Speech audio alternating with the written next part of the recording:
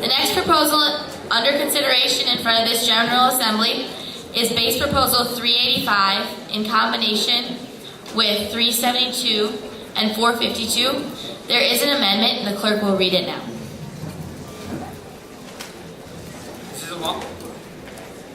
This is a long one, so bear with me. Strike line 20, beginning with each country or each county, ending with the vote should pass. Insert on line 20 after in the United States the following. Counties will individually be able to decide whether or not to allow the existence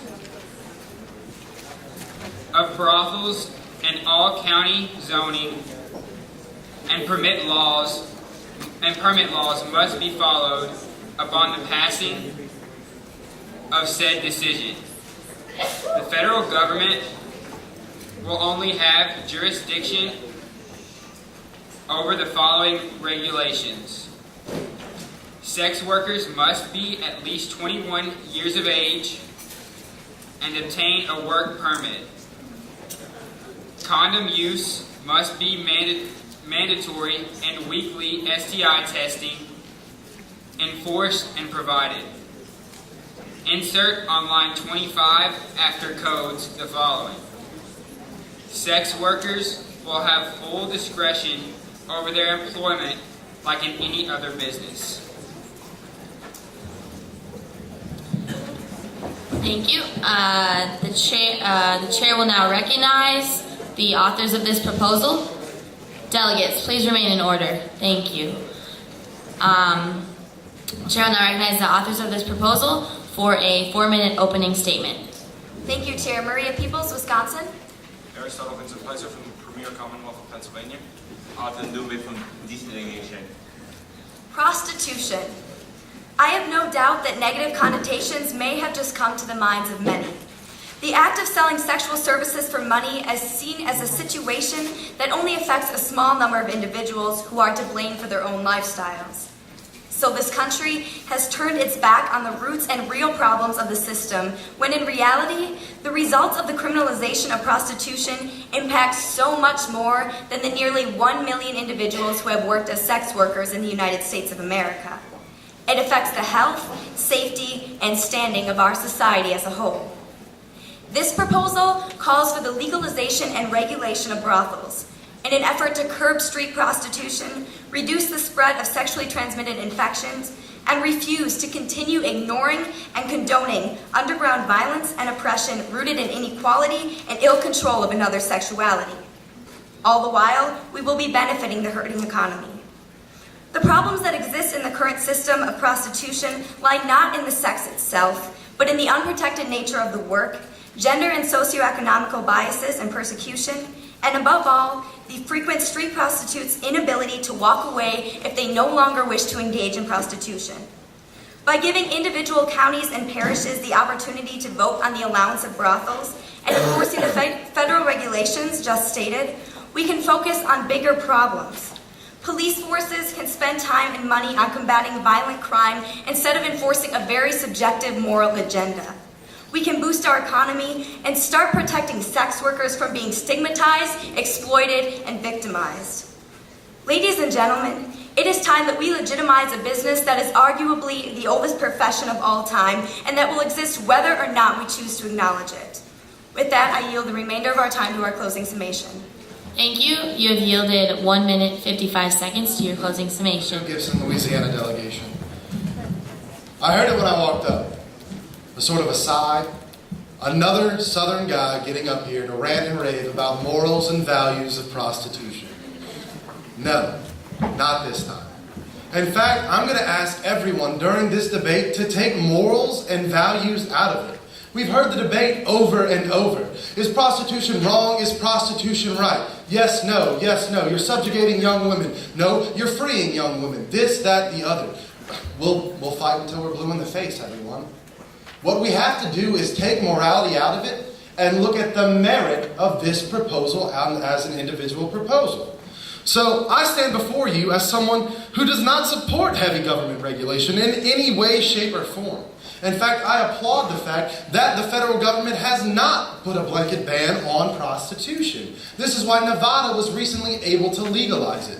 What I do, however, have a strong disagreement with in this proposal is the fact that they circumvent state constitutions by allowing each county to decide. That is not a national concern to allow each county a decision like that. If a state constitution wishes to mandate across the board that prostitution should be illegal, it is the state's right to do that. I know, states' right, they're old, everyone gets so sick of people up here talking about it, but they're real. It's a viable argument. So please don't just dismiss it on that fact.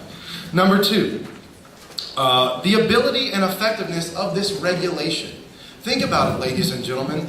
Even if you test someone on a weekly basis, when you are, let's just take rape victims. When rape victims are given their their optional testing for STDs, you are tested immediately, and then at a 3-month span and at a 6-month span. That is because the symptoms and the actual test may not come positive until 6 months later. You can still be contagious anywhere from a month to 15 days before you actually start to test positive. Ladies and gentlemen, that's a scary statistic. Along with this amendment that goes in asking mandating that condoms be worn, of course, protection is always needed. However, a funny statistic I heard and researched, the AIDS virus is 1/16 the size of the molecular hole in a condom.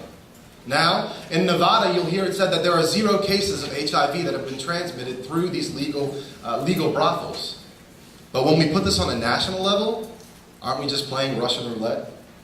Ladies and gentlemen, I'm going to ask you again before I yield my time to the chair to please come up here and and speak, whether pro or con, on the merit of this proposal. Not whether or not your Bible agrees with this, not whether your religion or creed, but on whether or not this proposal should stand on its merit.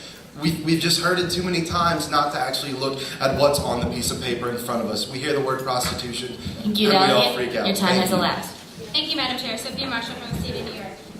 To those who know their history, prostitution has been one of the oldest professions since the earth began. Why not make it safer? Last I checked, there is nothing degrading about a man or a woman bringing home the bacon for themselves or their families. Last I checked, there is nothing wrong with boosting our economy. Last I checked, there is nothing wrong in relieving your stresses through some good, healthy sex. Sex is incredibly good for the body.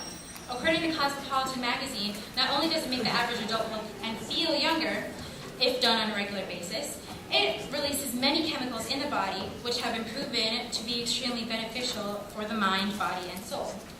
This proposal would in fact help make America healthier, physically, mentally, and emotionally. Wouldn't you feel more at ease if you knew your colleagues in the workplace would be more amiable and easier to work with because they de-stress in one of the best ways possible the night before? I know I would. I enjoy working with others. I also enjoy knowing that with this proposal's enactment, the illegal and extremely dangerous underground human trafficking industry will be no more. Women and men who have been and are currently being exploited in sometimes extremely harmful ways can actually have comfort in knowing that they will be safe, and that the country in which they live in is working to protect all its citizens in all ways, despite what negative views other citizens may have. Not only do I understand why some would be opposed to the protection of their nation's citizens simply because of their beliefs, but I do not understand why such a proposal has not been brought into actual legislation. Basically, this country needs to broaden their horizons for the sake of the people, disassociating yourselves with whatever ideals you may have. In reference to your previous speaker, they spoke on the merit of this proposal. I believe this merit to this proposal holds true. If America is going to uphold protecting any and all of citizens, they need to do so in whatever means possible. Thank you, Delegate. Your time.